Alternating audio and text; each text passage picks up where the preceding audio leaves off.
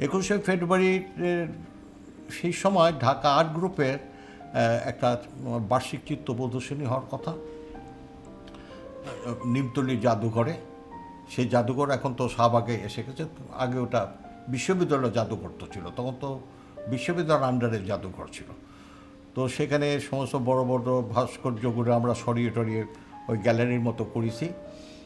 21 তারিখের আগের দিন 20 তারিখ মাইক যোগে প্রচার করলো ছাত্ররা যে আগামীকাল ছাত্র ধর্মঘট এবং বিশ্ববিদ্যালয়ের ছাত্র সমাবেশ।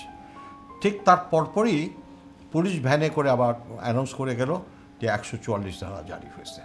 যখন বিশ্ববিদ্যালয়ে গেলাম তখন দেখছি বেশ ছাত্ররা আসছে, কিন্তু তখন একটা একটা খুব উত্তেজনা।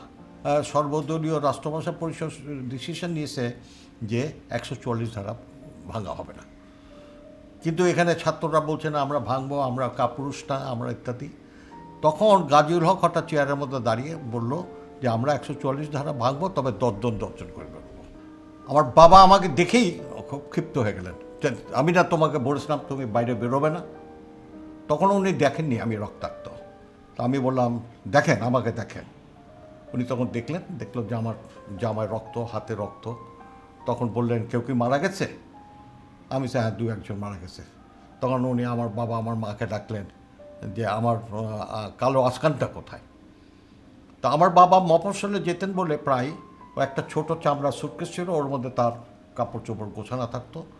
তো আমার মা সুটকেসটা, ছোট সুটকেসটা খুললেন, বাবা আসকানটা বের করলেন, করে দাড়ি ছাঁটার জন্য তার ছোট একটা কাঁচি ছিল, তো ওর কাঁচি দিয়ে আসকানের নিচ থেকে উনি কেটে এক ফালি আমার দিকে দিলেন, দিয়ে বললেন যে তুমি আমার হাতে বেঁধে দাও। আরেক ফালি তিনি আমার হাতে বেঁধে দিলেন, বললেন যে ভাষার জন্য যদি তোমার জীবন যেত আমার কোনো দুঃখ থাকতো না।